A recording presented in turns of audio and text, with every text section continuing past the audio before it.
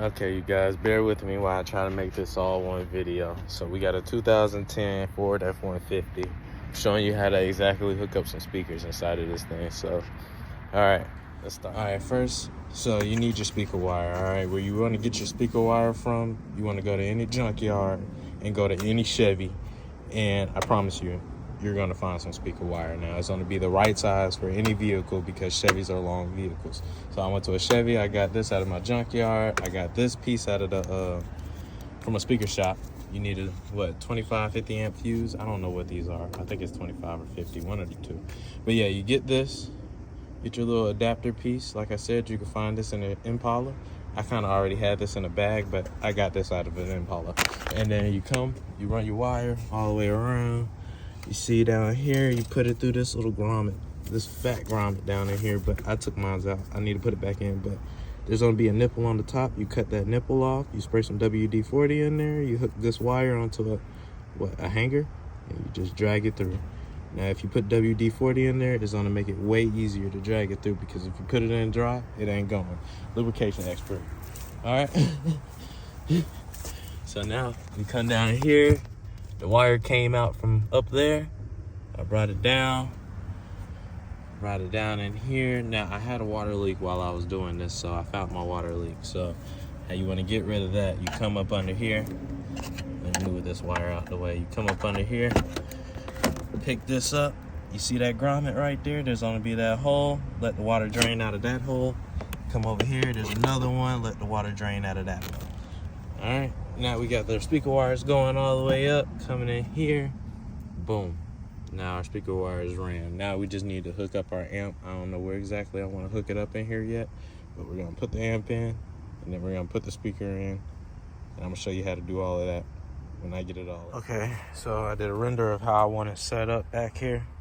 Now this came out of a Ram, one of those nice Rams, those expensive Rams, I can't even tell you.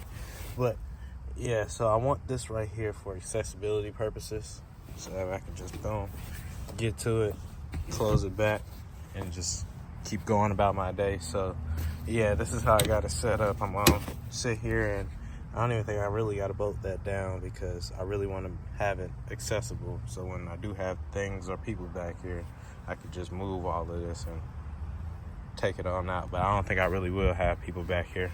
This is gonna specifically become a two-seater after today. But yeah, right here is perfect.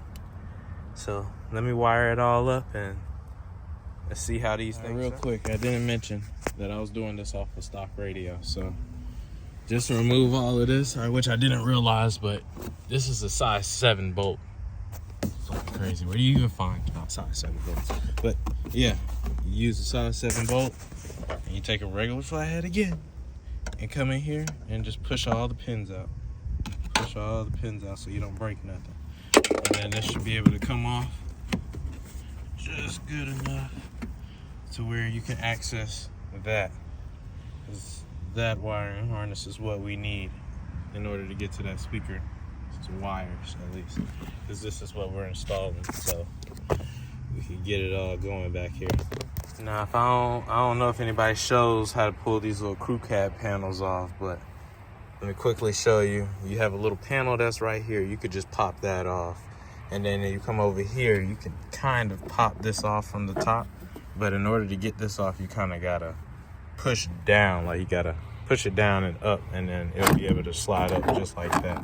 And then from there'll be a bolt that goes right up in here. So that'll be on that bigger panel. There's one bolt right back there. There's 2 more bolts, 1, 2 that's on the side of it. And there's a bolt down here. So I think there's like 4 bolts in total you got to get out. And there's 2 more bolts right here on the little door latch. So that's like 6 bolts you got to take out just to get this whole thing off, and then it'll slide right off. You just pull it up instead of trying to pull it out. You just pick it up, pull it out. And if you can see over there, it's on the ground. So it's not hard.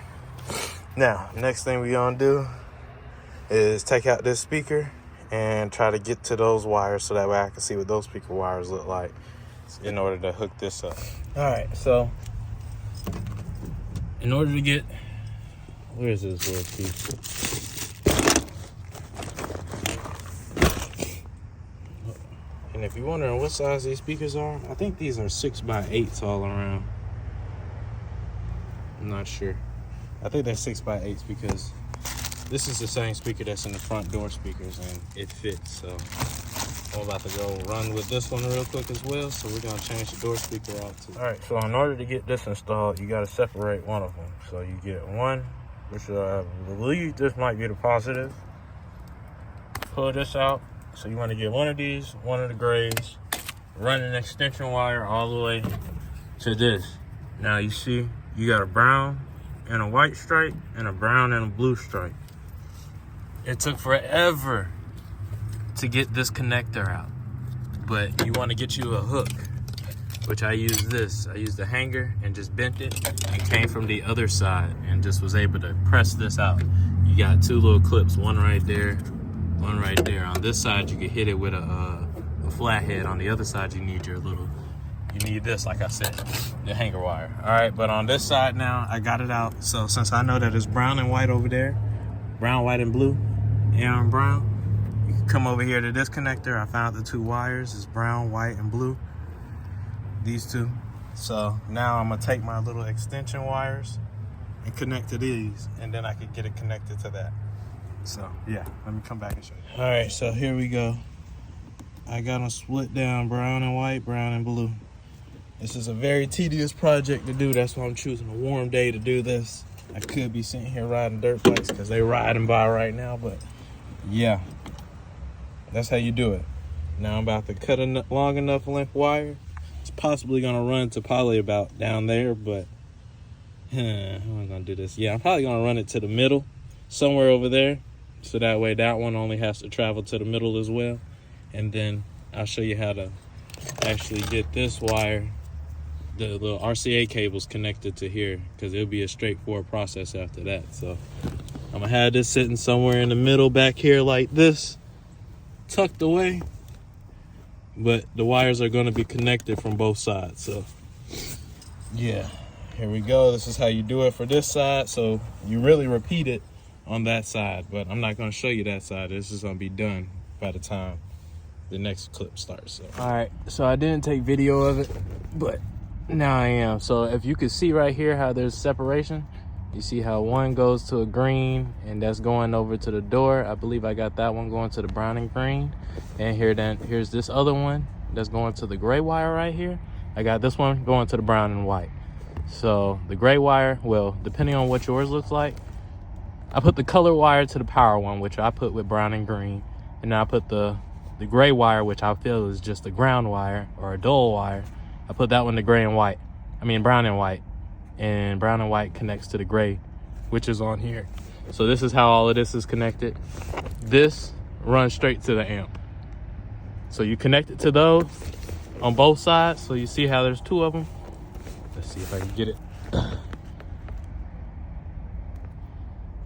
Oh yeah, all right. So down here, you see how there's two of them. There's a green one over here and one connected to a gray one. There's a green one over there and one connected to a gray one. We're just splitting it out. One goes to that door, one goes to this door. And then you just tuck it under. Right now it looks bad because I just pulled all this out just to show you, because I just noticed I didn't record that piece. But yeah, that's how you do that. Good, by going with this out of AutoZone. Oh, and the remote wire. That's the most important wire of where to hook this stuff up to. So on here, I have mine's. I got it down. I have it hooked to, flip it around. I have it hooked to amp 35. I think that's a 10 amp fuse, man. It's the, see right there, I pulled another wire out because I couldn't find the remote wire that I grabbed out the junkyard. But I got it hooked to a 10 amp fuse.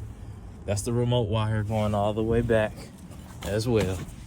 And it should be hooked in somewhere right up in there. Well, it should be hooked over here. Yeah, that's that remote wire right there. So, yeah. Put it in your 35 fuse, which is the reverse assist fuse. This truck doesn't come with that sound, that beep, beep, beep sound.